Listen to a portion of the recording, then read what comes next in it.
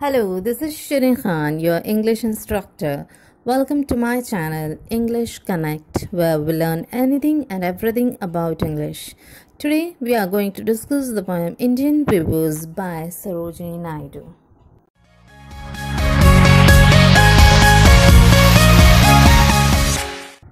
This video is divided into 3 parts. Part 1, introduction of the poet में हम इस poem की पोएटस सरोजिनी नायडू के बारे में जानेंगे। Part 2, introduction of the poem में हम देखेंगे पोएम की थीम, सेंट्रल आइडिया, पोएम क्या मैसेज दे रही है and all this. Part 3, summary of the poem, we will cover meaning of difficult words, line by line analysis. Basically इस part में हम पोएम का डिटेल एक्सप्लेनेशन करेंगे। Introduction of the poet. Sarojini Naidu was born in 1879 and died in 1949. She was an Indian political activist, a feminist and a poet. Sarojini Naidu के बारे में हम सब ने अपनी हिस्ट्री की टेक्स्ट बुक में पढ़ा है। इंडिया के फ्रीडम स्ट्रगल में उनका बहुत बड़ा कंट्रीब्यूशन रहा है। वो फेमिनिस्ट थी, महिलाओं के राइट्स के लिए उन्होंने बहुत काम किया। Sarojini Naidu was the first Indian woman to become president of Indian National Congress. वो पहली भारतीय महिला थी जो इंडियन नेशनल कांग्रेस की अध्यक्ष बनी। She was also known as Nightingale of India. Poetry में उनके काम को देखते हुए गांधी जी ने सरोजिनी नायडू को नाइटिंगेल ऑफ इंडिया ये टाइटल दिया था। Sarojini Naidu was first woman to become governor of United Provinces, which is today known as Uttar Pradesh. Introduction of the poem. It is a short poem consisting of 3 stanzas having 4 lines each. ये एक छोटी सी poem है जिसमें कि 3 स्टांजास है और हर stanza में 4 lines हैं। The poem is a talk between the poetess and the weavers. The poetess questions in first 2 lines and weavers reply in the next 2 lines. ये पोएम बेसिकली बातचीत है पोइटस और वीवर्स के बीच में। वीवर्स का मतलब होता है बुनकर जो कपड़ा बुनते हैं। पहली 2 लाइन में पोइटस क्वेश्चन करती है और दूसरी 2 लाइन में वीवर्स उसका जवाब देते हैं। The poem describes the different stages of human life, that is birth, marriage and death. इस पोएम में सरोजिनी नायडू एक ह्यूमन लाइफ के जो 3 इम्पॉर्टेंट स्टेजेस होते हैं, जन्म, शादी और मृत्यु, उनके बारे में बात कर रही है। Summary of the poem. Poem का टाइटल है इंडियन वीवर्स। वीवर्स का मतलब होता है बुनकर जो कपड़ा बुनते हैं। इससे पहले कि हम पोएम का एक्सप्लेनेशन स्टार्ट करें, एक बात आपको बता दूं कि ये पोएम भले ही पढ़ने में बहुत सिंपल एंड इजी लगे, पर इस पोएम में डीप फिलोसॉफिकल मीनिंग भी है। टू अंडरस्टैंड दिस, हमें इसमें दिए हुए इमेजेस और सिंबल्स को अच्छी तरह से समझना होगा, and only then we can explore the real meaning of the poem. इस पोएम में 3 अलग अलग तरह के ड्रेसेस के बारे में बताया गया है और ये 3 ड्रेसेस बुनकर 3 अलग अलग टाइम पर बुन रहे हैं। Now these 3 different dresses and 3 different times represent 3 different stages of human life. 3 different stages of human life are childhood, adulthood and old age. हमारे सामने एक सीन प्रेजेंट करती है। सुबह का समय है। ये वो समय है जब धरती पर सूरज की किरणें पड़ रही है। इस समय बुनकर कपड़ा बुन रहे हैं।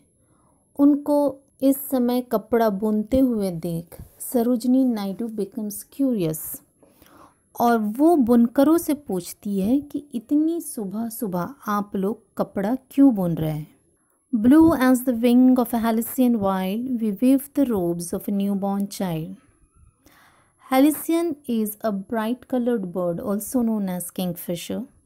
रोब का मतलब होता है एक लूज ड्रेस। इन 2 लाइंस में व्यूअर्स रिप्लाई कर रहे हैं सरोजिनी नायडू के क्वेश्चन को।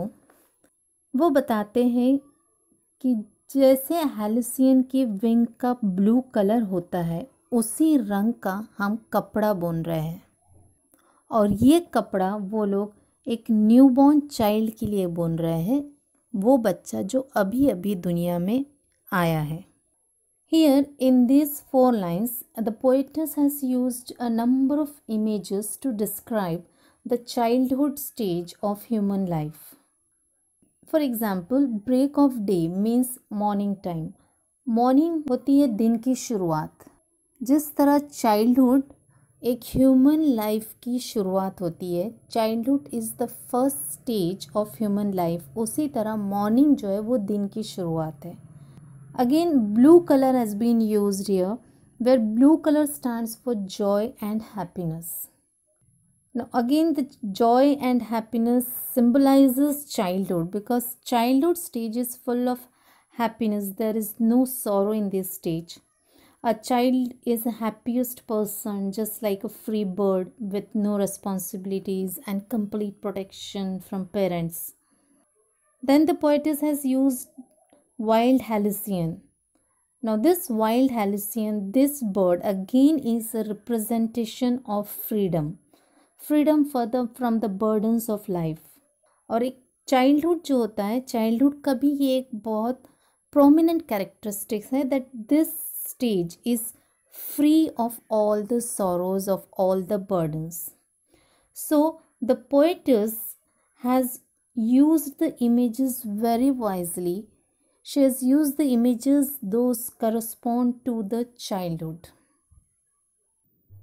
Weavers weaving at fall of night. Why do you weave a garment so bright? Fall of night का मतलब होता है शाम का समय। Bright का मीनिंग है चमकीला।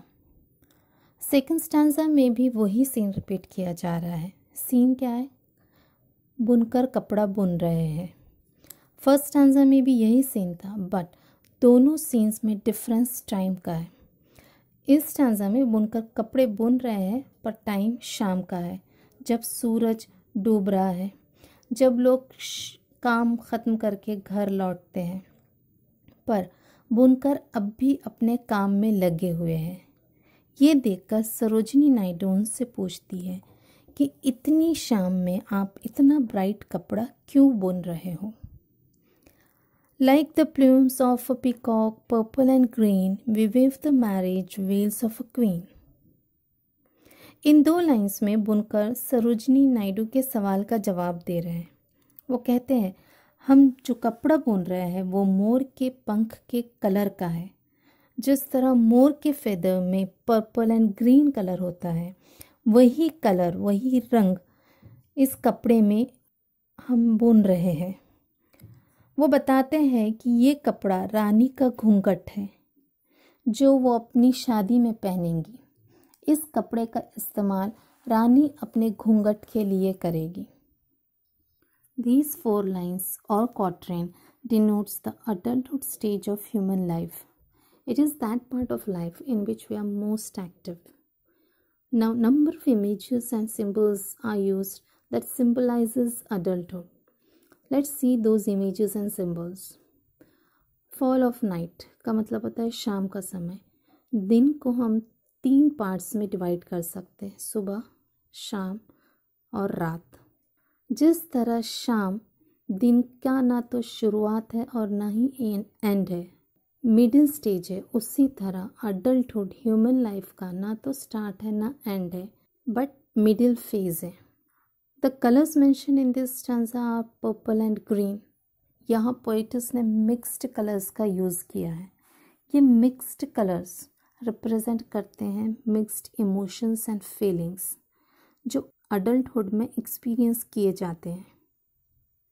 This stage is full of hope, achievement, success, failure, responsibilities. इस स्टेज में सुख और दुख दोनों के ही अनुभव आते हैं। Purple and green colour in emotions को, कौन से इमोशंस को? कभी खुशी, कभी गम, इन इमोशंस को सिंबलाइज करते हैं। Then there is mention of marriage. which again takes place during adulthood.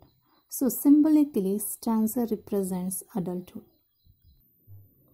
Weavers weaving Solomon's tale. What do you weave in the moonlight chill? Solemn means serious, गंभीर. Still का मतलब होता है शांत. Moonlight चांद की रोशनी. Chill कूल ठंडा. बुनकर कपड़ा बुन रहे हैं और कपड़ा बुनते हुए बुनकर बहुत ही सीरियस और शांत है. वो पूरी सीरियसनेस के साथ अपना काम कर रहे हैं. रात का वक्त है. चांद की रोशनी चारों तरफ फैली हुई है और मौसम बहुत ठंडा है. Sarojini Naidu is anxious to know as what has compelled the weavers to weave in this chilled night.